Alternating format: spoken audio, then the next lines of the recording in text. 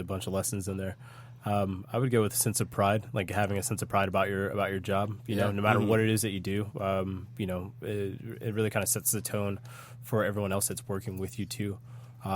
Knowing the fact that you're going there to provide a service, you know, and you're going there to be the best that you can. Whether it be taking in all the information that you can, being curious, being coachable, having a great attitude, wanting to work together as a team. I think a difficult position that we're all kind of placed in sometimes is how to communicate properly, but when we're dealing with outside stressors and outside forces, you know, because I feel like, at least me personally, like that's my thing that I'm working on, is how to just be cool, you know, and kind of compartmentalize like each situation to, you know, my home life is my home life. You know, the conversation that I had that didn't go well is that conversation. This guest that I'm dealing with here, like this situation, you know, and just trying to taking everything like one step by one, you know, like one step at a time. It's a difficult skill really kind of to have and to learn, but you know, just kind of like with your guy with the tens, like, you know, you don't have to stress, you know what I'm saying? You gotta force it. Right. And then the fact that he was able to listen to you and then he was able to take that knowledge and give it to the next bartender. He was able to pass. That's amazing. That's awesome. Yeah. My heart. In my first book, Making the Cut, I interviewed a chef, Kenny Gilbert, and he's gotten to be really successful now, but he was 21, working at the Ritz-Carlton in Amelia Island, Florida, and his wife, on the way to work one day, had a wreck and died. They had just had a baby. She has a little 6-month-old. The first Valentine's Day rolls around without his wife, and as you can imagine, you're 21, you're kind of a mess. Yeah. And at the same time, we all know Valentine's Day in the industry is, you know, all hands on deck. Yeah. So he gets there, and the chef's like, "Listen, Kenny, I understand you're probably a mess. If you can't be here, then you can go home. But if you're going to stay, you need to just stay and kind of be here, you know, all of you." And he said, "But let me show you something real quick." And he walks from the back door and says, "You know, here in the back, you see these 2 trees right here. Well, I suggest every day when you walk in to take those monkeys that are on your back and just leave them right here. And sometimes that'll be the stress of your wife passing away. Sometimes it'll be the argument you got in, you know, with the guy who cut you off in traffic. Sometimes it'll be bills, whatever else it might be. But we want you to be able to come here and have it be a safe place where you can kind of, you know, do the best work and enjoy the people that you're around." Yeah. Yeah, it's really important to make that separation from your home life, whatever the hell you got going on, and what you do at work. Like, I use it as a joke all the time, you know, because I'm a pretty positive person, I consider myself. And people will be like, "Man, that dude just yelled at you. Like, how are you still positive?" I'm like, "Hey, man, I left my feelings in the car." You know what I mean? Like, I say that shit, and it's true. You just have to go in with a clean slate. You're going into work. That is not your life anymore. Well, I'm sorry. That is not your personal issues that you're dealing with. Yeah. You are at work. You have a job to do. And then it just gets in the way of you being able to manage the next situation properly. Yeah. Exactly sure. right. Yeah, if you're carrying that, like you said, on your back, Builds up, dude. it builds up. Yep. So this guy is about to put in his 2 weeks notice. He's working at this place, and it's there's a lot of drama, a lot of stress, a lot of people, you know, talking behind each other's backs, and goes to HR and says, you know, I can't do this anymore. I'm putting my 2 weeks notice, and the HR guy says, "All right, I understand, but before you leave, just do one quick thing for me." He says, "Go to the kitchen, get a glass of water, and fill it all the way up to the very brim. Walk around this place three different times, and come back and see me with a full glass of water up to the very brim." So it's a strange request, but sure, I'll go do it. So he fills up a glass of water, does the 3 rounds, and you know, sees everybody kind of, you know, chatting and bickering, and but didn't really notice it or anything. Comes back, and the HR guy says, "Well, I see you're back." And the guy says, "Yep, here's a glass of water. I'm going to bounce." He says, "Well, before you leave, just one question for you. When you were walking, did you notice, you know, people bickering or talking behind each other's back?" And he's like, "Well, no, not really." "Did you notice people gossiping?" "No." "Yeah, you were focused on your glass of water." Ah, I like it. And I think that's what we need to do, whether it's the people within the company or, you know, with other stuff going on outside. Focus on, you know, what can we control, what can we do to, you know, bring our whole self to the work. Yeah. Well, and that's something that, I mean, in the restaurant industry, people just talk shit behind each other's backs all the time. And that's something that I never really understood. I hate it. Because it's like, okay, so you have an issue with this employee. Maybe they're doing something wrong. Maybe they're just fucking up in a way in their, position. Why not talk to them and coach them? Why not just go? Yeah. Right. Do you get what I'm saying? Yeah. Like, It's rather harder. than complaining and just bitching behind this person's back, why be the hero and go over there and just be like, hey, man, I see that you're struggling with this. Do you need help? Do you need guidance? I'm here for you. Like, what can I do to make this a better process for you? It's difficult to have that conversation. But so many people are hard about that. Or going back to the whole pride thing that you said, a lot of people just, they're too proud and they don't want to take advice. I have a buddy that calls that a 10-minute sweaty palm conversation. Like, I like that. his mentor looked at him and said, like, hey, the reason why the relationships in your life aren't where they need to be or where you want them to be is because you're too afraid to have just one 10-minute sweaty palm conversation. Mm-hmm. Yeah. And I think that I've been there before where it's like, oh, you know what? I'd rather just kind of push it off. I'll deal with it tomorrow. Nope.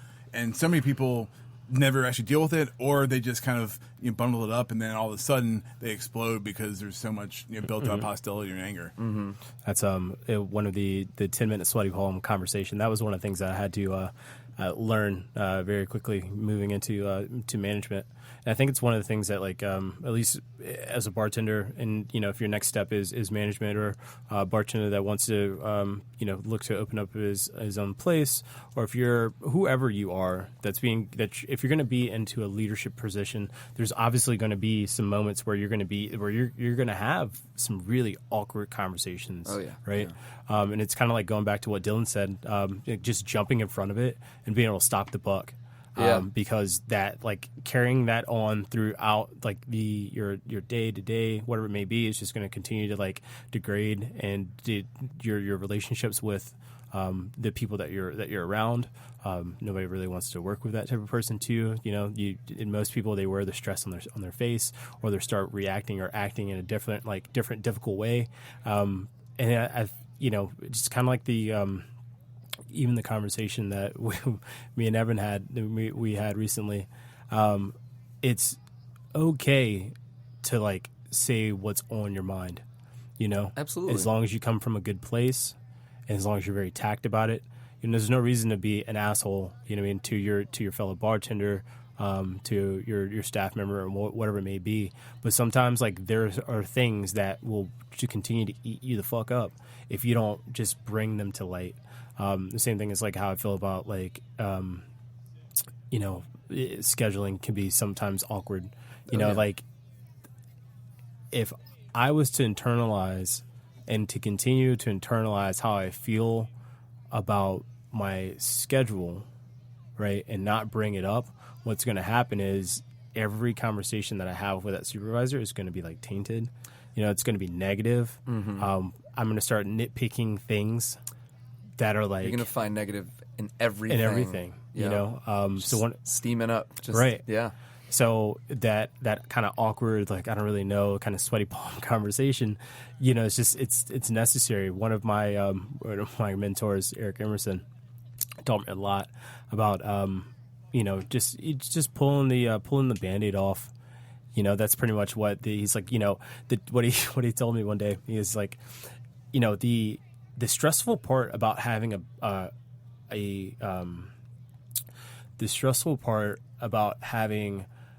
like a nerve-wracking conversation, like, isn't the actual conversation itself.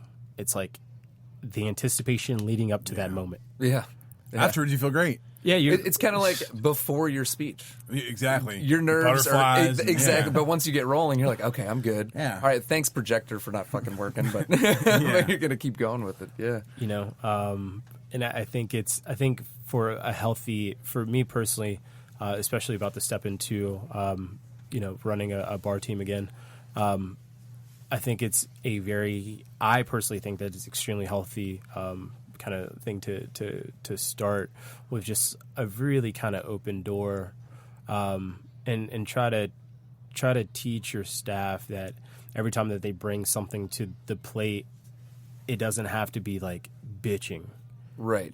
Like, you don't have to come at it. Like, it doesn't need to get to a point to where you feel like you have to bitch about it, or you feel like you have to be like, that you're like, you're peacock about it, or, like, it's like this. It could be like it's an issue for you.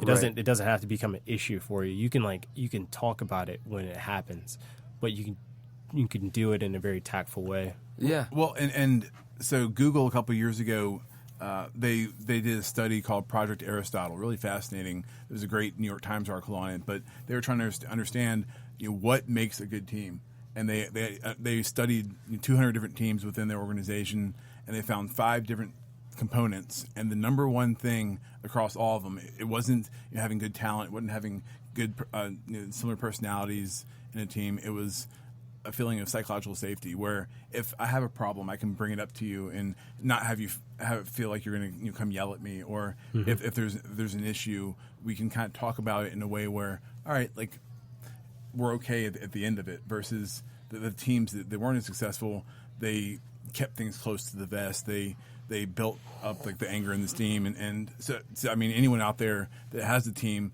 if you can kind of, it's harder to kind of change the ship if it's already kind of going in one direction. But like you, Chris, opening up in a couple of weeks, if you're able to kind of instill that on day one, and allow for people to kind of feel like they're in that safe place, then I think it's a great environment, and people feel good, and that allows for people to kind of work together in tandem and create that kind of energy you need, especially behind a bar or a kitchen. Leading. I do want to. I want to thank you, Chris, for stopping in today. Yeah, thank you so much for being here. Thanks, guys. It's been fun. Yeah.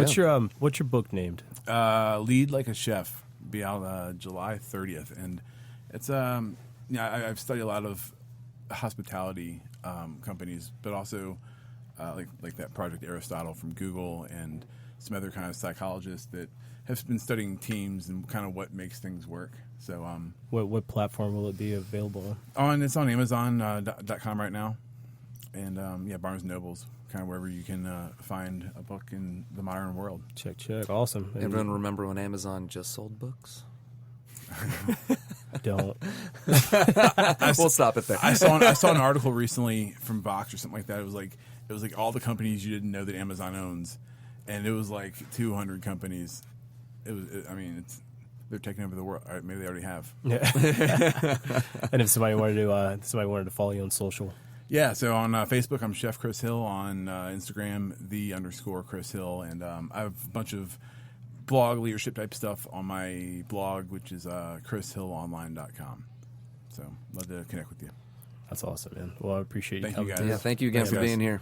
No, as always, huge shout out to Christian and Stratus Media Group. Thank you so much for having us. It's always a pleasure and a great opportunity to be here and work with you guys. So thank you so much. Everything you do is top notch. I tell you, like, for real, like, I've done a million podcasts before I've had my own, and usually it's a Skype where I have my microphone at home and they're somewhere else, and there's planes flying over, and it's a complete mess.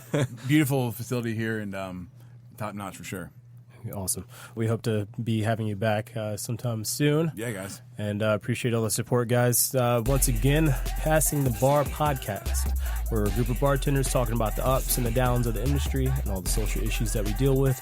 Be sure you check us out, passingthebarpodcast.com, or any of the social media followings. You can follow us at Passing the Bar Podcast. Thank you.